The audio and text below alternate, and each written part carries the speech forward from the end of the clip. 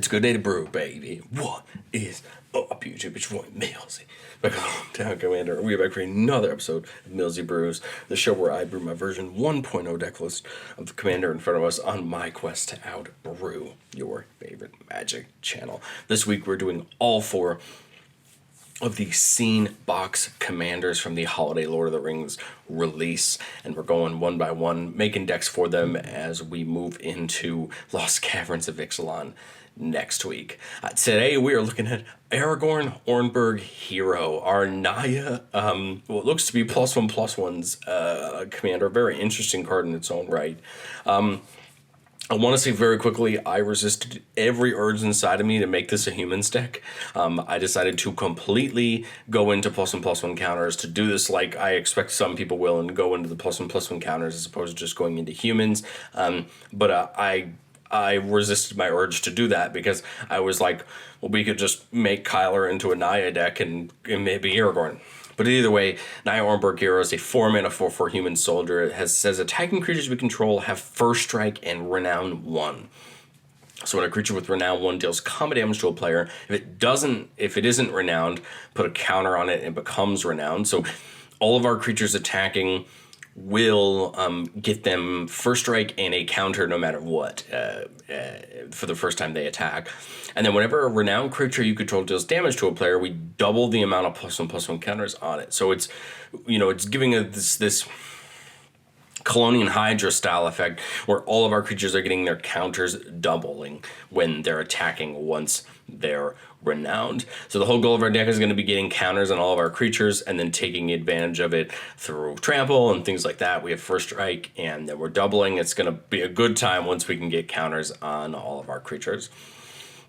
Getting into the mana base, and I'm going to keep it going with Lost Caverns of Ixalan. I'm trying my hardest to use no shock lands and no fetches where I can, trying my best to take advantage of some of the lands that just don't get played and being able to take advantage of more basics. We're still playing our Triumph because it makes a ton of sense, especially when we're playing the Snarls and the check lands. Still makes sense to play it because it can still influence both of them. Of course, we're playing our higher basic land count because we're in greens. We have access to Cultivate and Rampant Growth and things like that. Canopy Vista and Cinderglade both make sense when we're taking advantage of all these basic lands. And of course, Jungle Shrine and Command Tower and Path of Ancestry, trying to take as many multicolor lands as we can, especially when they benefit us. As far as those, the other dual land cycles, we're taking the Innistrad lands, which just got those, some of them just got good reprints in the Doctor Who decks. Those commander lands, those battle button lands, taking advantage of having 2 or more opponents as well. Again, I like both of these land cycles a lot, and they both make sense in a deck like this to help us out with our colors. Well, getting up into the enchantments, and like any good green deck, our enchantments take a big advantage of our strategy and make it even better. And the first one is All Will Be One. Of course, it has a few cards with it that go pretty darn infinite or do pretty well, but All of One makes a ton of sense. It says whenever you put 1 or more counters on a permanent or player, it deals that much damage to target opponent, creature an opponent controls, or planeswalker an opponent controls. Well, since all of our creatures are going to be either getting a counter or getting doubled their counters on them, I think All Be One is going to end up spreading a good amount of damage to our opponents, and so I like it in this deck specifically because it means each combat we're going to be dealing extra damage to our opponents. Branching Evolution just got that great reprint in the commander decks for Ixalan. Whenever we put 1 or more counters on a creature, twice that many counters are put on instead. So this is going to, instead of double, if you think about it, we will still double, but we're going to put, twice the amount of counters on it. So it'll kind of become, it'll be kind of be what? It would be more like 2.5 instead of 2 times, the amount of counters, right, in the grand scheme of things. But that's going to help a ton, especially because it's going to go for all of our creatures. Court of Garenbrig, finally a card that I've been wanting to put in something. Feels good here. When it comes in, we become the Monarch. At the beginning of our upkeep, we distribute 2 +1/+1 counters among up to 2 target creatures. Then if you're the Monarch, double the number of counters in each creature you control. So at the start of our upkeep, if we're the Monarch, well, then we're going to double on everything. Otherwise, we're just going to hand out a couple counters for all of our creatures. And that will then help once we attack with Aragorn. If they're already renowned, then we're going to just be able to gain an extra counter when we put counters on. Feldar Retreat, a card that's on the surface seems like we can't pay it off too much, but I think this one's going to be really good. So when a land comes in, we either make a 2/2 cat or we put a counter on each +1/+1 counter on each creature we control, and they all gain vigilance. And that's going to be great because then they get their vigilance first strike attackers, and then they're back to block, which I think is going to help us a ton. Gimli's Reckless Might, like I said, like we said with the other videos this week, we're trying to play every card that comes in each of these collective commanders' scene boxes so we can take advantage of them. Gimli's Reckless Might says all creatures we control have haste. And whenever we attack, if we have creatures that are total power 8 or greater, target attacking creature you control fights up to one target creature you don't control. This could potentially help us take out a blocker in our way, take out someone's problematic creature, or just pick off a blocker. Now, because our creatures attacking have first strike, the first strike doesn't apply to that fighting, but it's still going to help us then when we get to combat. And I think the reason that the first strike is going to help a ton is we deal our damage first, right? So if we fight something with Gimli's Reckless Might, our creature might have some damage still on it when it goes to attacking.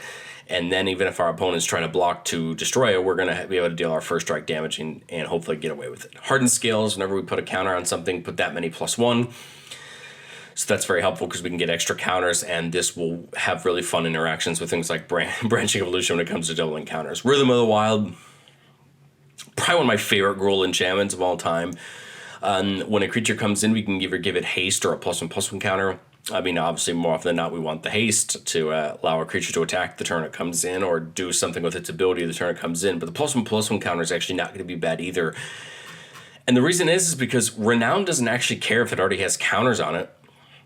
It just cares that it hasn't been renowned yet. So if we already put a counter on it, when it becomes renowned, it's just going to get an extra counter, and it will end up still benefiting us. Rising of the Day to give our creatures haste and give all other creatures +1/+0. I think the haste is going to be important, especially as we're putting down some of these creatures that have really good effects that we'll talk about when we get up to our creatures.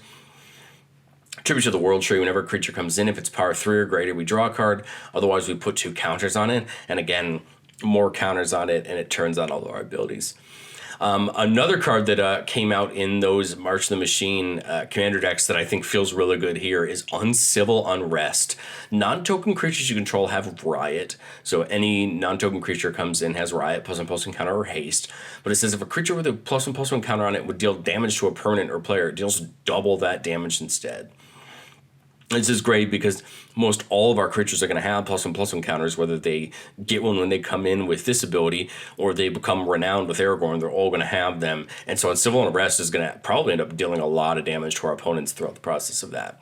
And then Virtual Loyalty, probably one of the pricier cards in the deck we're going to play. The adventure can get you a token, but the card we care about is at the beginning of your end step, put a +1/+1 counter on each creature you control and untap them, effectively giving our whole board vigilance in that sense.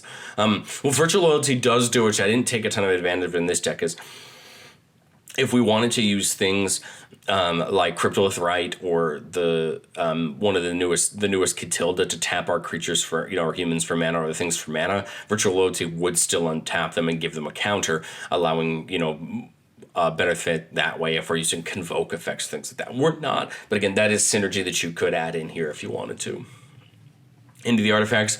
Agatha's Soul Cauldron is a card we're going to try out. It says you can spend mana as though meant of any color to activate abilities of creatures you control. But the big one is creatures you control with +1/+1 counters on them have all activated abilities of all creature cards exiled with the Soul Cauldron. We can tap it to exile a card from a graveyard. And when a creature is done this way, we put a counter on target creature we control. But again, our opponent has a relevant creature with a mana, with an activated ability go to the graveyard. We exile it with Agatha. It's a cauldron, and then all of our creatures with counters on them now have that ability. This is something that I don't recall that we're taking a ton of advantage of on our own, but we could take good advantage of it with our creatures. I'm now realizing this is a $50 card. I did not realize that the first time through. So this may be something that gets cut pretty quickly if you choose to make this deck, because again, I just said that we're not taking a ton of advantage of that. So what I'm going to do is probably cut this card, and when you actually click on the deck list down below, I'm going to switch this card out, because I'm now realizing that $50 is probably not going to be very well spent. Maybe we'll process something in like Sigarda Summons instead to make all of our creatures into flyers. Actually, Let's do this Garruk's Uprising to give everything trample. I think that might be a little bit better, especially as our things get bigger. So we're going to take the Soul Cauldron out. Now that I think about it, we'll put that Uprising in. Arcane Signet for some mana. Again, we're in green, so we have other ways to ramp pretty well, but Arcane Signet is still very important, giving us all of our colors. We're playing the Ozolith, a card that I think makes a ton of sense once we start dealing with +1/+1 counters, because anytime a creature leaves the battlefield, that's destroyed, that's exiled, that's bounced back to hand, that's whatever. We put the counters on the Ozolith, and the beginning of combat on our turn, we can move all of the counters on it to a target creature. This is going to allow us to put a ton of counters on a creature and hit somebody pretty darn hard with that creature. I love the Ozolith, and it's one of those cards that makes this deck really worth playing. I realized we skipped over Anduril. Anduril Narsil Reforged is the new version of Anduril that we have from this scene box. It has Ascend, so if we have 10 or more permanents, we get the City's Blessing for the rest of the game. It says whenever the equipped creature attacks, we put a counter on each creature we control. If we have the City's Blessing, we put 2 counters on each creature we control instead, and this equips 3. This does exactly what we want. Exactly what we want the deck to do. If you think about it, we put this on something, whether this goes on Aragorn himself or this goes on something else. That attacks, we get the counter before damage, and again, with Aragorn, they're all having first strike, so this is a card that makes a ton of sense. It does exactly what we want it to do, and it's just going to start spreading counters around. Hexplate Wallbreaker, I thought, well, the best way to probably help in the game is to try to take more than one combat if possible, and Wallbreaker is one of the things that can do it. When it comes in, you get a 2/2 Rebel token with this attached to it. It says the equip, or we can attach it to something else later. It says the equipped creature gets +2/+2. It says whenever the equipped creature attacks, if it's the first combat phase of this turn, untap each Tekken creature. After this phase, there's an additional combat phase. Now, with Aragorn's ability, something can only be renowned once, but on that second combat, anything that's then renowned is going to get the double of the counters on them. So this concept of an extra combat is actually going to help us out a ton because it's going to get us more counters. Horn of Gondor, this was in here because I think we're still going to have enough humans to make Horn of Gondor worth it. Making a bunch of, making Kokomo comes in and paying 3 to make double the amount of humans we have. And again, all those tokens, I believe, can be renowned. It doesn't say non-token creatures, it just says anything. So those tokens will be renowned and get bigger. And I think it's not a bad idea to have some tokens laying around even to block if need be. We're playing the other Ozolith the Shattered Spire. It says whenever one or more counters would be put, +1/+1 counters would be put on an artifact or creature we control, that many +1 are put on instead. We can pay 2 to put a counter on something, or we can cycle this away. This is mainly just here to get that extra counter. I'm not in love with this one as much as I am with the regular Ozolith. And again, we have other abilities that we can play, like Hardened Scales, that do this exact thing. The Ozolith, the Shattered Spire, isn't my favorite card, of all these artifacts. But again, we can always replace it with something else if we find we need something else. But it's in here just to give us another one of these Hardened Scales type effects. Soul Ring, of course, staple of our format. It's still good even in a green deck. Sword of Truth and Justice is a pretty fun one. It gains protection from white and black, the creature we attach it to. It says when it deals damage to a player, we put a +1/+1 counter on a creature we control and then proliferate, meaning we choose any number of permanents or players with counters and give them another counter that they already have.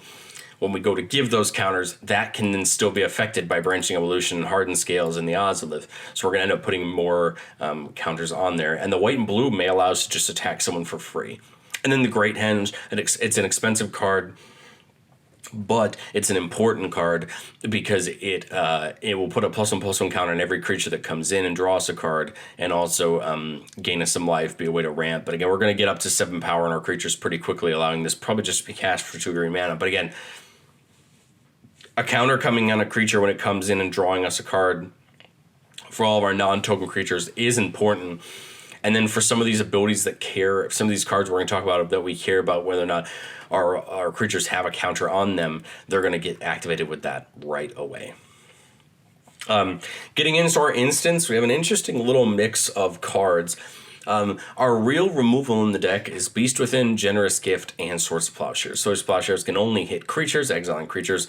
Beast Within and Generous Gift can actually hit any permanent, and their of the control of that opponent, that permanent gets 3/3. But again, this can hit artifacts, enchantments, planeswalkers, creatures, anything. It just opens us up to be able to hit different things. It can even hit lands if someone has a Field of the Dead or something that's getting set up pretty well, those can hit those as well. But everything else is kind of protection or combat focused. Chroma's Will is a finisher probably in this deck, just due to what it gives. So choose one.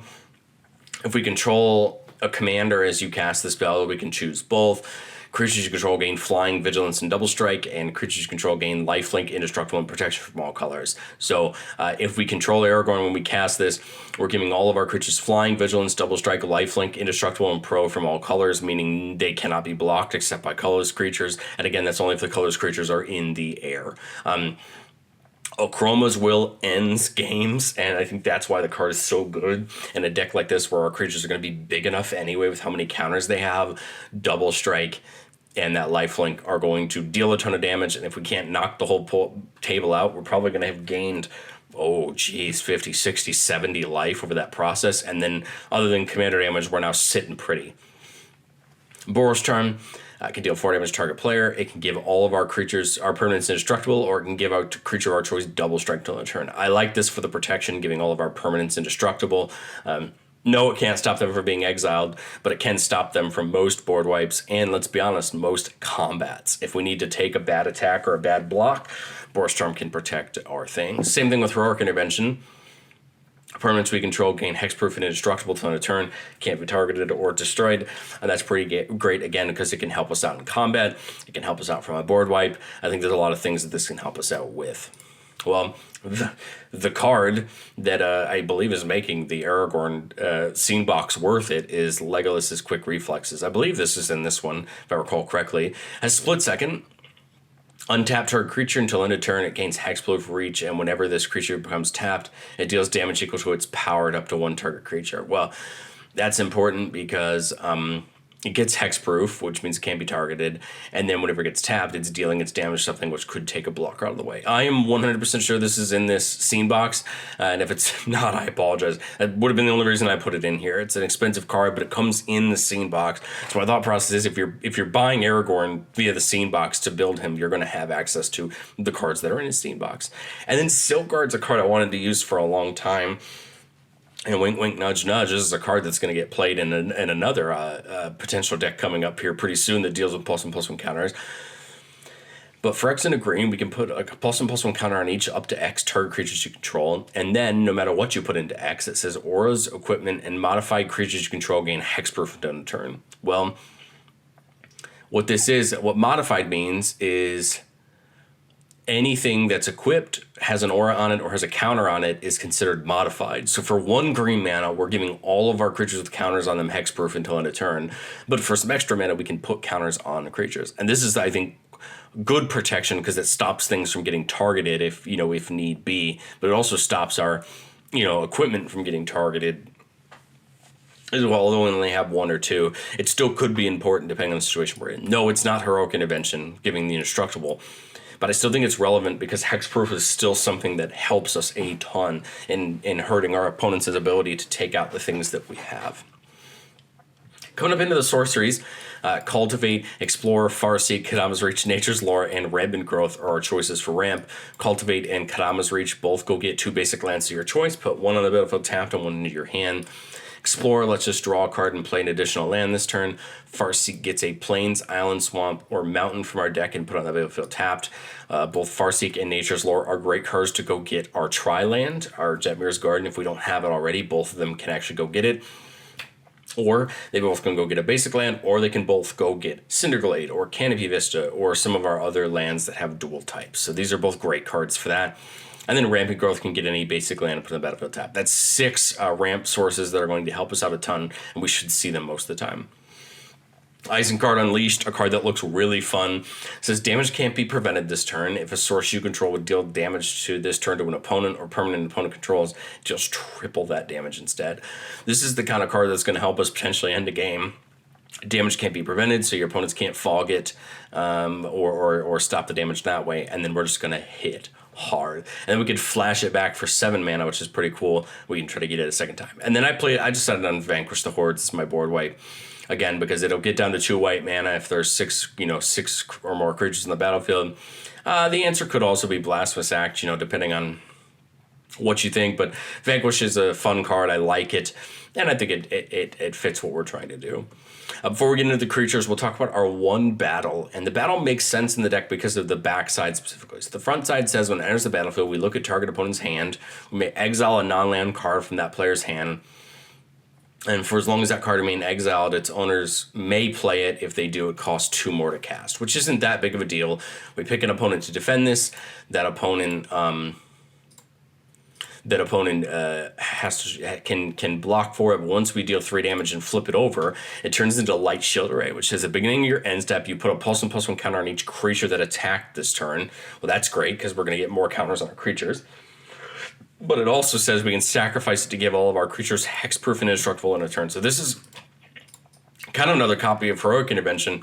We just have to do a little bit of work to get it there. But I think it's more than worth it because, again, it's putting counters on our creatures, and it is helping us out. Okay, so this is the point in the deck where we're going to talk about the creatures. And like I said, when I actually sat down to build this deck, I didn't realize how much I thought this would be a fun idea.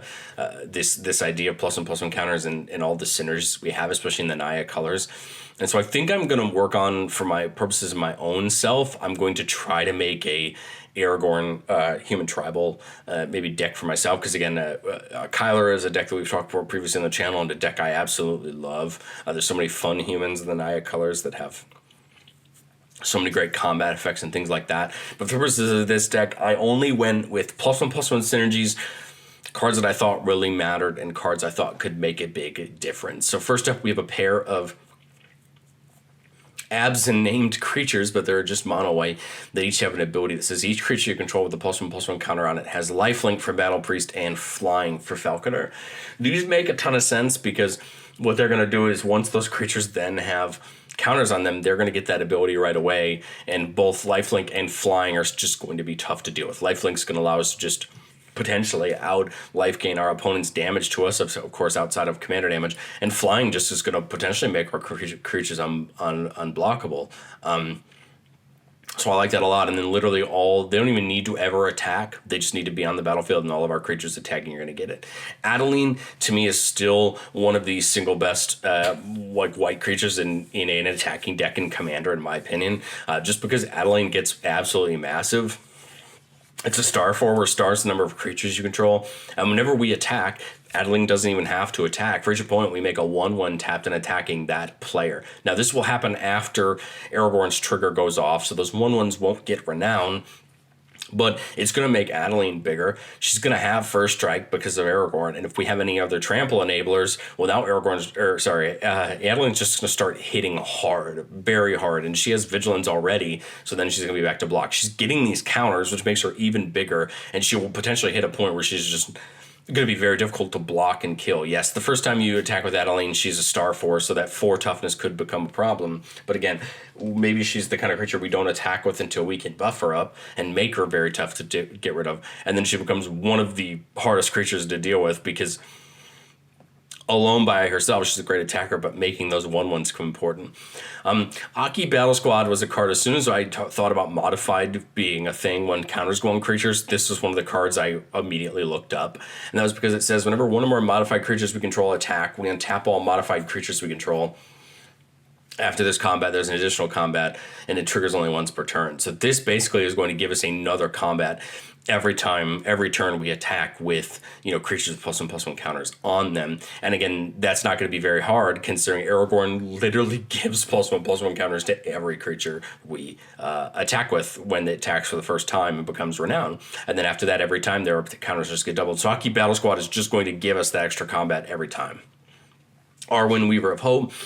Each of the creatures you control enters the battlefield with a number of +1/+1 counters on it equal to Arwen's toughness. So she's a 2/1, but when she attacks, with Aragorn, she'll become a 3/2, and then all of our creatures coming in with 2, 3. The bigger she gets, the more counters things are coming in with, and then all of our creatures are just getting bigger and bigger. Aurelio the War Leader, Flying, Vigilance, Haste, 6 mana 3/4, but whenever it attacks for the first time each turn, we untap all creatures and there's an additional combat. Again, we'll want to find a way to get extra combats, hit through and hurt our opponents, and she's in the air, so the first time she attacks, she becomes a 4 or 5 with Aragorn now. They untap, she attacks again, that 1 counter turns to 2 if we don't have any other abilities, so she'll go up to a 5/6 and hits a second time. And so this is the kind of ability that we want to get a couple of so that we can reliably see it every game. Benevolent Hydra comes in with any amount of +1/+1 counters we want on it, or we can play Tell Green just to make it a 1/1. It says if one or more counters will be put on another creature you control, that many +1 are put on instead. So here's our Hardened Scales type effect, but on a Hydra. It says tap, remove a +1/+1 counter from it, put a counter on another creature we control. So as it gets counters, and if we had to get if we have a creature we want to get another counter on for the purpose of some other effects, we can take one off of this and put it onto another one. But again, it's just going to get big. It comes in with counters, and it puts, when we put counters on other creatures, again, it cannot have the Hardened Scales ability for itself, but it will give it to everything else. Blade Historian to give all of our attacking creatures double strike. This is going to allow us to just start dealing more damage in combat. Again, all we need is Trample Enabler to make it pretty fun, and we've got a few pretty good ones in the deck. But at any rate, again, just hitting harder with double strike. If our creatures aren't blocked, now they're dealing double the damage. Champion of Lambhold, like I said, we're not going fully into humans, but this is one of the humans I still wanted to play because creatures with power less than it can't block creatures we control. And whenever another creature enters the battlefield under control, it gets a counter on it, but it's going to get a counter on it every time it attacks. And then once it's renowned, its counter is going to get doubled. It's only going to take a couple turns to get Lambhold to the point that our opponents may not be able to block us at all. And that's going to be a great way to help us end the game. Chichiro the Shattered Blade, our modified commander from Kamigawa Naya Dynasty, makes a ton of sense. Whenever an aura or equipment comes in, we make a 2/2. And at the beginning of our end step, we put a counter on each modified creature we control. So our creatures with the counters are just going to get another counter and keep buffing and buffing and buffing them up. Probably not playing enough auras or equipments to really make Chichiro shine, but again, getting the extra counters every turn is a big thing. Combat Celebrant, another effect kind of like Aurelia, but the difference is if it hasn't been exerted this turn, we can exert it as it attacks, so it doesn't untap our next turn. But it says when you do, untap all other creatures, and there's an additional combat after this one. So what I like about Combat Celebrant is, again, it's going to lead to more combats, more damage to our opponents. Conclave Mentor, whenever one or more counters would be put on a creature we control, that many +1 counters are put on that creature instead. And whenever it dies, we gain life equal to its power. So another one of these Hardened Scales effects, just buffing our board.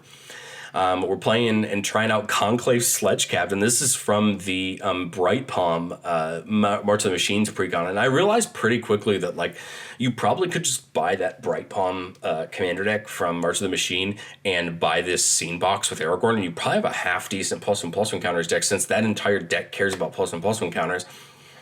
And it might be a great start if you're looking at Aragorn and you want to start somewhere, but the Sledge Captain has backup 1 3 times. So that it comes in, we put a +1/+1 counter on target creature. If it's another creature, it gets all the rest of the abilities on Conclave Mentor until the end of turn. And it says whenever this creature does combat damage to a player, put that many +1/+1 counters on it. So we're giving 3 other creatures the ability to, when it trample and whenever it deals damage to a player that turn, it doubles the amount of counters, which is just going to help us get more counters around. First Responder is a card that I played mainly in Volo to take advantage of some of his abilities, but it says at the beginning of your end step, you can return another target creature you control to your owner's hand, then put a number of +1/+1 counters on this equal to that creature's power. There aren't a ton of things that I think we can game by truly doing this, but it is a way that if you want to continue having creatures come in for certain abilities, I think First Responder does a good job at that, but again, it just buffs itself up. Or if we make a token, a copy of something somehow, or somebody gives us a thing and we don't want it to go back to them, a token or something, we can always bounce it back. We can always just bounce tokens that we make and put counters on it that way. They think this doesn't pair half bad with Adeline if you want to just bounce that human token back to your hand and get counters that way, but it's an interesting card for that. Forgotten Ancient. Whenever a player casts a spell, we can put a +1/+1 counter on Forgotten Ancient. And at the beginning of our upkeep, we can move any number of +1/+1 counters from Forgotten Ancient to other creatures. So basically, at the start of our turn, we can move all those counters around instead of leaving them on Ancient, which is really darn good to help build up other creatures. Han and Elaine, in the beginning of combat on our turn, we can put X +1/+1 counters on target creature you control, where X is Han and Elena's power, and that creature gains haste until end of turn. So this is going to help us, all of our creatures coming in that turn, are going to get counters and have haste. And Hornburg is just a great creature in its own right, having first strike and reach. And again, it can start attacking and get renown and getting counters on it with Aragorn as well. But again, it can spread haste out to new creatures. Hamza, one of the really well-known +1/+1 counters, says it costs 1 less to cast for each creature with a counter on it, meaning this could come down for just 2 mana, realistically, in some games. And it says creature spells you cast 1 less to cast for each creature you control the +1/+1 counter. So it's just going to make all of our creatures cheaper and cheaper to cast once Hamza's out. Incubation Druid taps for mana of any type that a land you control can produce, but if there's a counter on it, it taps for 3 mana, and we can give it 3 counters for 5 mana, or we just attack with it once and make it renowned and get a counter on it, or get a counter on it through another ability. Aroas feels right in a deck like this where we're attacking. It says creatures we control have menace, which is going to become harder for our opponents to deal with, but we prevent all damage that would be dealt to attacking creatures we control. So basically, not only do we have menace, but if our opponents block, we're going to allow all of our creatures to live through that combat.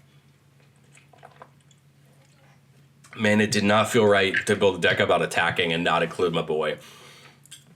Jetmir Nexus of Rebels just makes a ton of sense. We're probably going to be going wide even though we're going tall.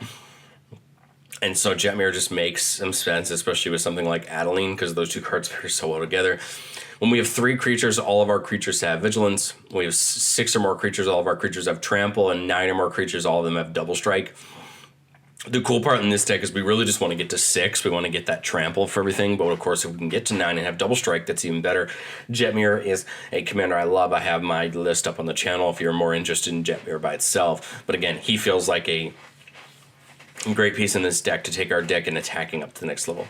Well, we talked about Colonial Hydra because we have one in the deck. It comes in with 4 counters, and whenever it attacks, we double the amount of counters on each creature we control. Not on just itself, on each creature we control. And so Colonial Hydra is going to be really tough in this deck because it has Trample, and it's just to start doubling and doubling our tokens. The cool part about this ability is it's going to go off before damage. So with Aragorn, if we double the counters on renowned creatures, they're going to get doubled again when they deal damage. Kami Whispered Ones. If one of our counters that we put on a permanent we control, we put that many +1, so another Hardened Scales effect. And we add X mana of any one color where X is its power. Again, once we get a counter or 2 on this guy, it'll make more and more mana over the course of the game. Well, when it comes to putting counters on creatures, Krenko, of course, comes pretty quick to mind. Whenever it attacks, you put a counter on it and then create that many 1/1 goblins. This is going to be a way to go wide while we're attacking. So when Krenko attacks, what you're going to want to do is, if Aragorn's out, is use Aragorn's trigger first to put the counter on it, make it renowned, and then order the trigger so that Krenko goes off next. So the first time it attacks, it would go up to a 2/3 with Aragorn's ability. Then it will go up to a 3/4 with its own ability, making 3 goblins and pushing your strategy forward that way. Mandragors or Hydra, whenever an opponent casts a spell, we put a counter on it, it has Trample. It's just going to get good as we continue to put more counters on it and attack with it. And again, it having Trample is going to be really important. And the last of our Scene Box cards in this deck is Rohirrim Chargers, a 4-mana 4/4 that can exert as it attacks. And if it says, whenever we exert a creature, reveal cards from the top of your library until you reveal an equipment, put that card on the battlefield attached to that creature, and put the rest on the bottom in a random order. So Rohirrim Chargers, when it exerts itself, is going to find exactly one of 2 cards in our deck, either Sword of Truth and Justice or Anduril, and we care about both of them. So Rohirrim is going to be great to go get one of those 2. It's in here. Its ability in the Scene Box is going for Anduril, the card that was in the Scene Box. But again, with Sword of Truth and Justice, we know that it can go hit that as well, and then we get the benefit of both of those. The card that once I decided I was going to stick with the +1/+1 counters of this, a card that seemed like an absolute no-brainer was Shalai and Halar, another copy of Obi-Wan in our deck. It says whenever one or more +1/+1 counters are put on a creature you control, it deals that much damage to target opponent. Well, all these guys are getting renowned. That's going to deal damage before combat damage, and then after damage, when they all get doubled, more damage. And then the card that both Shalai and Halar And the Obi-Wan do go pseudo infinite with is the Red Terror. This is the card from the 40k decks, and the card that spiked in price as soon as Obi-Wan came out. And it says whenever a red source you control deals damage to one or more permanents or players, put a counter on the Red Terror. So the way this works with either Schlein-Halar or Obi-Wan is you put a counter on the Red Terror, and either Schlein-Halar or Obi-Wan will ping an opponent for a damage. The Red Terror is going to see that you dealt damage to a player, putting another counter on the Red Terror, and this is going to loop until you want it to stop. Now, the most advantageous way for that to happen is you're going to pick a different opponent, pick an opponent until they're down to 0 life, pick your next opponent until they're down to 0 life, pick your last opponent until they're down to 0 life, and you will win the game that way. Shalai says target opponent. Obi-Wan says target creature an opponent controls. So what you could technically do if you wanted to with Obi-Wan and Red Terror is wipe the board of all your opponent's creatures and then kill them if you want to. So, Red Terror is a really fun card, and it makes a ton of sense if we're going to bother to have that there. And the other nice thing about the Red Terror is if we have red creatures that are attacking our opponents and they deal damage, the Red Terror is going to go ahead and get those counters on itself as well. And then Vorinclex, doubling the amount of counters we put on our things and having the amount of counters rounded down that our opponents put on things. So Vorinclex is great. Again, it's a very pricey card, but it literally accelerates our entire deck and what we're trying to do. But let me know down in the comments what you think of Naya Aragorn counters. This is an interesting deck, and I think it's a really cool deck as far as counters go. Giving the counters out, doubling the counters makes a ton of sense. If you want more of a combo-y style commander, I think Schlein-Halar might be your best choice as far as that goes. I did a deck with that on the channel back when March of the Machine came out. You're welcome to check that out. Again, if you want a pretty inexpensive way to start this, I would go ahead and pick up that the precon that Bright Palm right here is the leader of. And buy that precon, and you probably can just add these Aragorn as the commander and all their cards to the deck, and it'd probably be a good place to start if you don't have a ton of money. That precon probably, I'd guess at this point, is only $25 or $30 because the deck wasn't very popular when March of the Machine came out. So that plus the scene box, you're probably looking at a $60, $70 deck in all reality. And it's still a precon in a lot of ways because you didn't really add very many cards to it. And that could be a fun way to start this journey if that's what you do. But let me know what you think of this deck down in the comments, and I will catch you guys next time.